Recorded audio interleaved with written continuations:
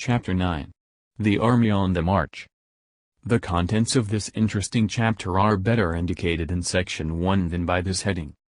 1.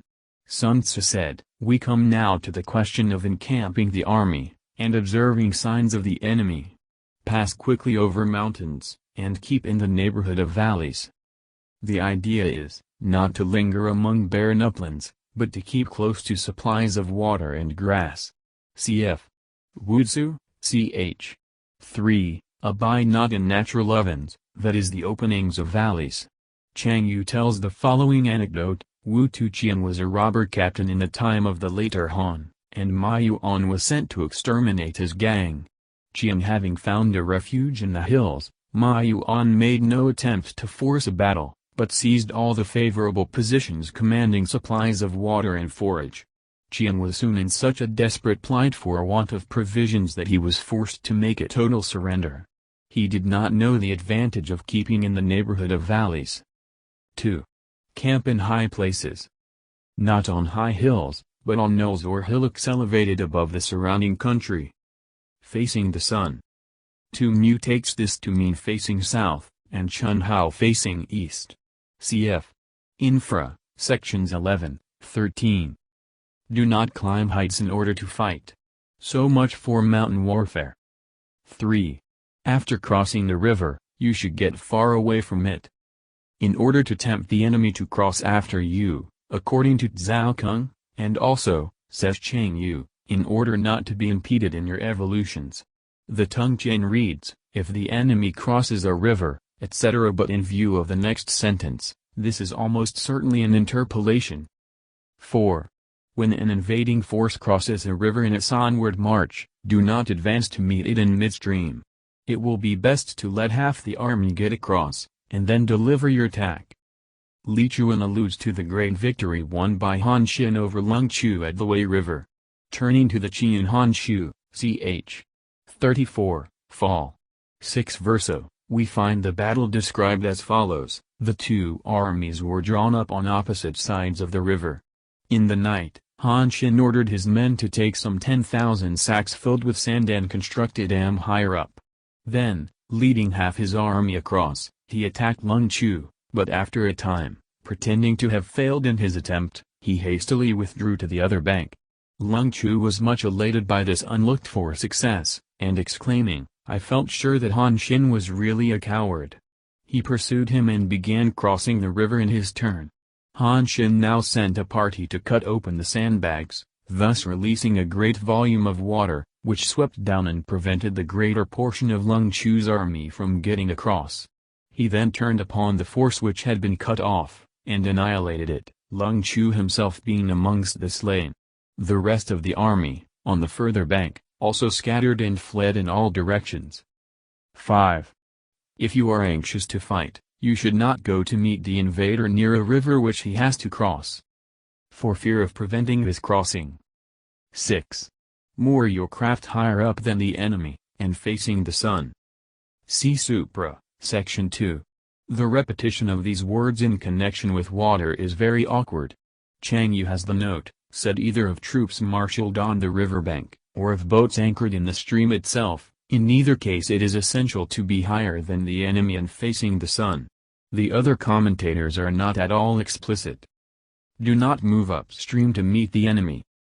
Tu Mu says, as water flows downwards, we must not pitch our camp on the lower reaches of a river, for fear the enemy should open the sluices and sweep us away in a flood. Chu Ko Wu who has remarked that in river warfare we must not advance against the stream, which is as much as to say that our fleet must not be anchored below that of the enemy, for then they would be able to take advantage of the current and make short work of us. There is also the danger, noted by other commentators, that the enemy may throw poison on the water to be carried down to us.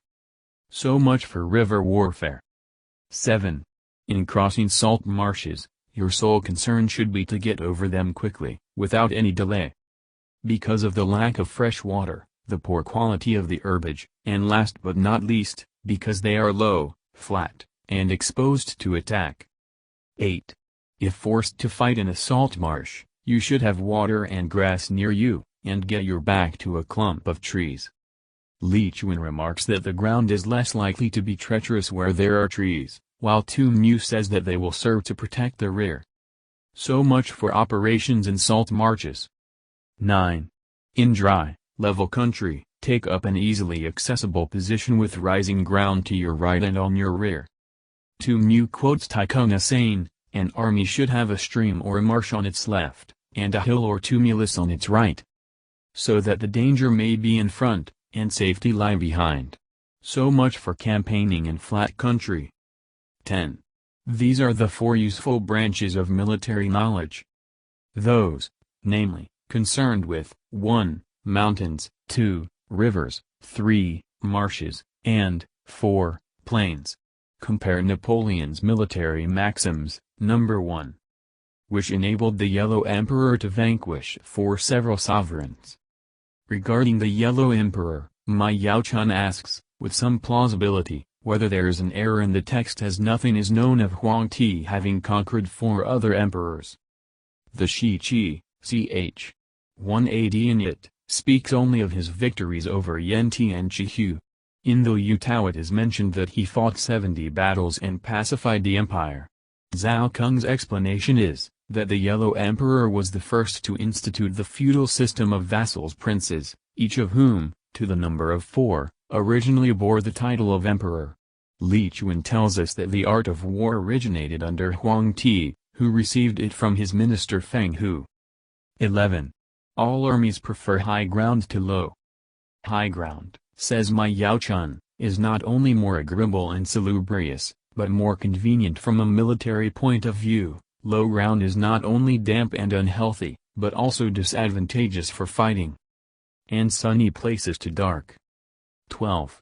If you are careful of your men, Zhao Kung says, make for fresh water and pasture, where you can turn out your animals to graze. And camp on hard ground, the army will be free from disease of every kind. Chang Yu says, the dryness of the climate will prevent the outbreak of illness, and this will spell victory. 13. When you come to a hill or a bank, occupy the sunny side, with the slope on your right rear. Thus you will at once act for the benefit of your soldiers and utilize the natural advantages of the ground. 14. When, in consequence of heavy rains up country, a river which you wish to ford is swollen and flecked with foam, you must wait until it subsides. 15. Country in which there are precipitous cliffs with torrents running between, deep natural hollows.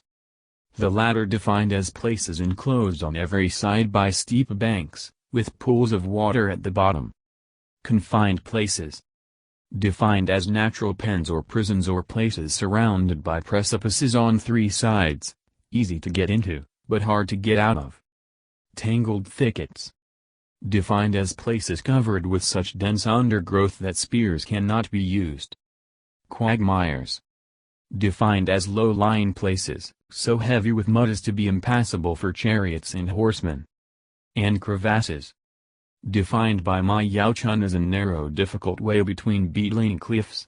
Tu Mu's note is ground covered with trees and rocks, and intersected by numerous ravines and pitfalls.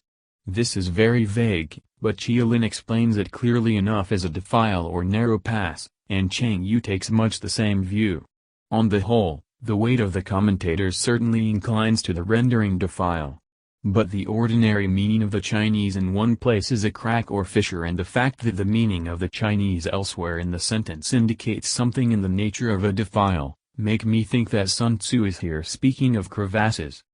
Should be left with all possible speed and not approached. 16. While we keep away from such places, we should get the enemy to approach them. While we face them, we should let the enemy have them on his rear. 17. If in the neighborhood of your camp there should be any hilly country, ponds surrounded by aquatic grass, hollow basins filled with reeds, or woods with thick undergrowth, they must be carefully routed out and searched, for these are places where men in ambush or insidious spies are likely to be lurking. Chang Yu has the note, we must also be on our guard against traitors who may lie in close covert, secretly spying out our weaknesses and overhearing our instructions. 18. When the enemy is close at hand and remains quiet, he is relying on the natural strength of his position. Here begin Sun Tzu's remarks on the reading of signs, much of which is so good that it could almost be included in a modern manual like General Baden-Powell's Aids to Scouting. 19. When he keeps aloof and tries to provoke a battle, he is anxious for the other side to advance. Probably because we are in a strong position from which he wishes to dislodge us. If he came close up to us, says Sun Tzu, and tried to force a battle, he would seem to despise us, and there would be less probability of our responding to the challenge. 20. If his place of encampment is easy of access, he is tendering a bait. 21. Movement amongst the trees of a forest shows that the enemy is advancing.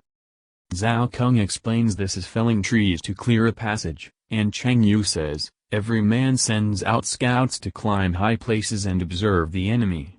If a scout sees that the trees of a forest are moving and shaking, he may know that they are being cut down to clear a passage for the enemy's march. The appearance of a number of screens in the midst of thick grass means that the enemy wants to make us suspicious. To use explanation, borrowed from Zhao Kung's, is as follows: the presence of a number of screens or sheds in the midst of thick vegetation is a sure sign that the enemy has fled and, fearing pursuit, has constructed these hiding places in order to make us suspect an ambush. It appears that these screens were hastily knotted together out of any long grass which the retreating enemy happened to come across. 22. The rising of birds in their flight is the sign of an ambuscade. Chang Yu's explanation is doubtless right. When birds that are flying along in a straight line suddenly shoot upwards, it means that soldiers are in ambush at the spot beneath. Startled beasts indicate that a sudden attack is coming.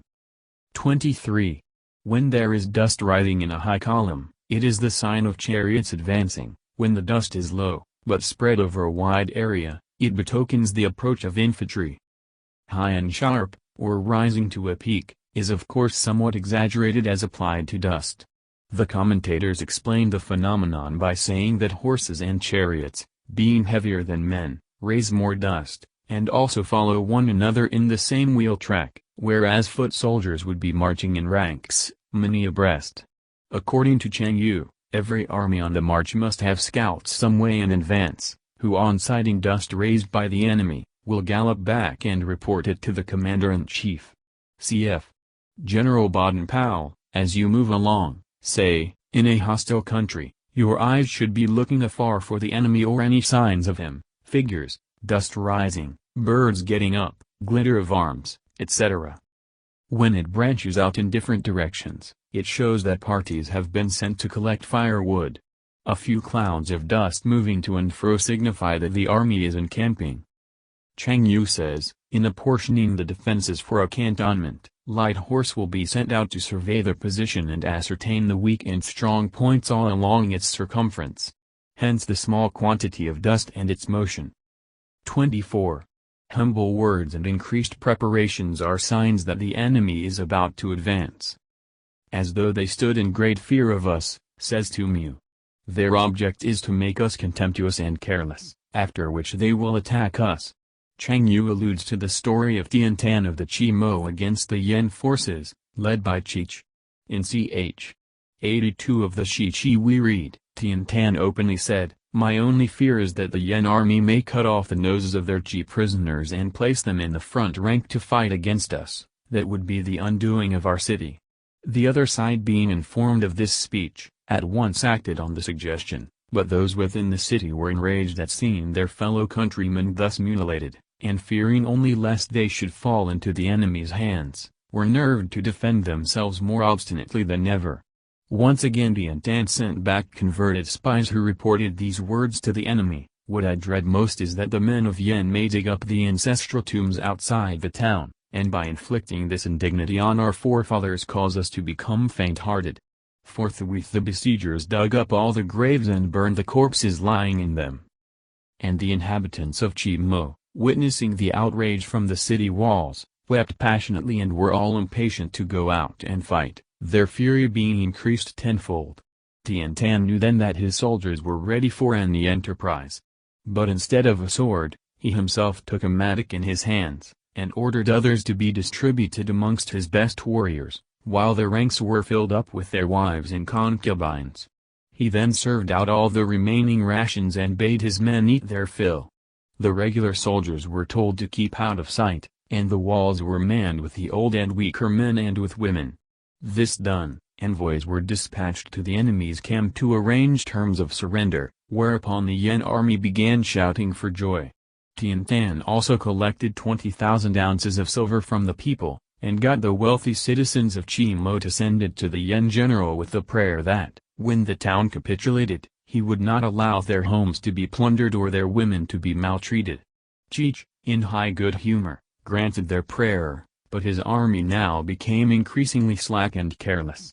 Meanwhile, Tian Tan got together 1,000 oxen, decked them with pieces of red silk, painted their bodies, dragon-like, with colored stripes, and fastened sharp blades on their horns and well-greased rushes on their tails. When night came on, he lighted the ends of the rushes, and drove the oxen through a number of holes which he had pierced in the walls, backing them up with a force of 5,000 picked warriors. The animals, maddened with pain, dashed furiously into the enemy's camp where they caused the utmost confusion and dismay, for their tails acted as torches, showing up the hideous pattern on their bodies, and the weapons on their horns killed or wounded any with whom they came into contact. In the meantime, the band of 5,000 had crept up with gags in their mouths, and now threw themselves on the enemy. At the same moment a frightful din arose in the city itself, all those that remained behind making as much noise as possible by banging drums and hammering on bronze vessels, until heaven and earth were convulsed by the uproar. Terror-stricken, the Yan army fled in disorder, hotly pursued by the men of Qi, who succeeded in slaying their general Qi Chen. The result of the battle was the ultimate recovery of some 70 cities which had belonged to the Qi state. Violent language in driving forward as if to the attack are signs that he will retreat. 25. When the light chariots come out first and take up a position on the wings, it is a sign that the enemy is forming for battle. 26. Peace proposals unaccompanied by a sworn covenant indicate a plot. The reading here is uncertain. Li Chuan indicates a treaty confirmed by oaths and hostages. Wang Zi and Cheng Yu, on the other hand, simply say without reason, on a frivolous pretext. 27. When there is much running about, every man hastening to his proper place under his own regimental banner, and the soldiers fall into rank, it means that the critical moment has come. 28. When some are seen advancing and some retreating, it is a lure. 29. When the soldiers stand leaning on their spears, they are faint from want of food. 30. If those who are sent to draw water begin by drinking themselves, the army is suffering from thirst. As Mu remarks, one may know the condition of a whole army from the behavior of a single man. 31. If the enemy sees an advantage to be gained and makes no effort to secure it, the soldiers are exhausted. 32. If birds gather on any spot, it is unoccupied. A useful fact to bear in mind when, for instance, as Chun Hao says, the enemy has secretly abandoned his camp. Clamor by night betokens nervousness. 33. If there is disturbance in the camp, the general's authority is weak. If the banners and flags are shifted about, sedition is afoot. If the officers are angry, it means that the men are weary. Mu understands the sentence differently. If all the officers of an army are angry with their general, it means that they are broken with fatigue owing to the exertions which he has demanded from them. 34. When an army feeds its horses with grain and kills its cattle for food. In the ordinary course of things, the men would be fed on grain and the horses chiefly on grass, and when the men do not hang their cooking pots over the campfires, showing that they will not return to their tents, you may know that they are determined to fight to the death. I may quote here the illustrative passage from the Huhan Shu, ch. 71, given in abbreviated form by the Pai Wen Fu. The rebel Wang Kuo of Liang was besieging the town of Chunsang, and Huang Fu Sung, who was in supreme command, and Tung Chou were sent out against him. The latter pressed for hasty measures, but Sung turned a deaf ear to his counsel. At last the rebels were utterly worn out, and began to throw down their weapons of their own accord. Sung was not advancing to the attack, but Chou said, It is a principle of war not to pursue desperate men and not to press a retreating host.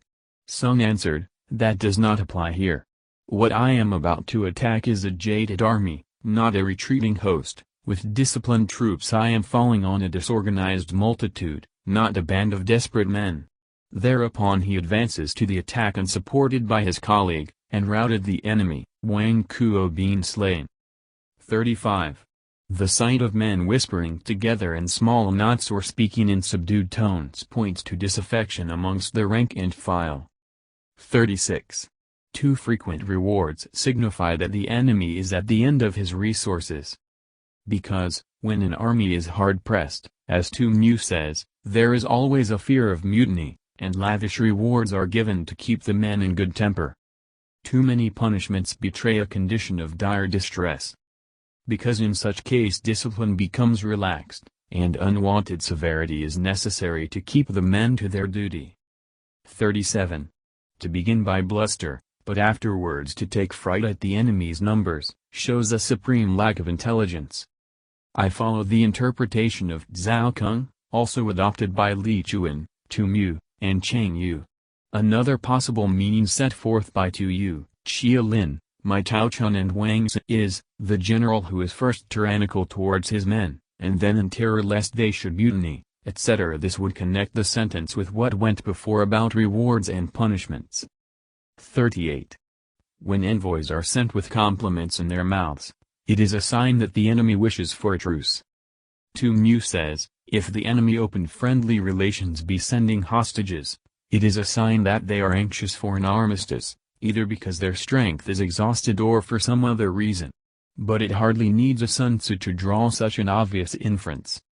39. If the enemy's troops march up angrily and remain facing ours for a long time without either joining battle or taking themselves off again, the situation is one that demands great vigilance and circumspection. Zhao Kung says a maneuver of this sort may be only a ruse to gain time for an unexpected flank attack or the laying of an ambush. 40. If our troops are no more in number than the enemy, that is amply sufficient, it only means that no direct attack can be made. Literally, no martial advance. That is to say, Chang tactics and frontal attacks must be eschewed, and stratagem resorted to instead. What we can do is simply to concentrate all our available strength, keep a close watch on the enemy, and obtain reinforcements. This is an obscure sentence, and none of the commentators succeed in squeezing very good sense out of it. I follow Li Chuan, who appears to offer the simplest explanation, only the side that gets more men will win. Fortunately we have Cheng Yu to expound its meaning to us in language which is lucidity itself, when the numbers are even, and no favorable opening presents itself, although we may not be strong enough to deliver a sustained attack, we can find additional recruits amongst our sutlers and camp followers, and then, concentrating our forces and keeping a close watch on the enemy, contrive to snatch the victory. But we must avoid borrowing foreign soldiers to help us. He then quotes from Wei Liao Tzu, ch. 3, the nominal strength of mercenary troops may be 100,000, but their real value will be not more than half that figure. 41. He who exercises no forethought but makes light of his opponents is sure to be captured by them. Chun Hao, quoting from the Tso Chuan, says, if bees and scorpions carry poison, how much more will a hostile state? Even a puny opponent, then, should not be treated with contempt. 42. If soldiers are punished before they have grown attached to you, they will not prove submissive, and, unless submissive, then will be practically useless. If, when the soldiers have become attached to you, punishments are not enforced, they will still be useless. 43. Therefore soldiers must be treated in the first instance with humanity, but kept under control by means of iron discipline. Yan Tzu, BC 493, said of Sima Jiangchu, his civil virtues endeared him to the people, his martial prowess kept his enemies in awe. Cf. Wu Tzu, ch. 4 in it, the ideal commander unites culture with a warlike temper. The profession of arms requires a combination of hardness and tenderness. This is a certain road to victory. 44. If in training soldiers' commands are habitually enforced, the army will be well disciplined, if not, its discipline will be bad. 45. If a general shows confidence in his men but always insists on his orders being obeyed. Sun Tzu says, a general ought in time of peace to show kindly confidence in his men and also make his authority respected, so that when they come to face the enemy, orders may be executed and discipline maintained, because they all trust and look up to him. What Sun Tzu has said in section 44, however, would lead one rather to expect something like this: if the general is always confident that his orders will be carried out, etc., the gain will be mutual. Chang Yu says, the general has confidence in the men under his command, and the men are docile, having confidence in him. Thus the gain is mutual. He quotes a pregnant sentence from Lao Tzu, ch. 4, the art of giving orders is not to try to rectify minor blunders and not to be swayed by petty doubts. Vacillation and fussiness are the surest means of sapping the confidence of an army.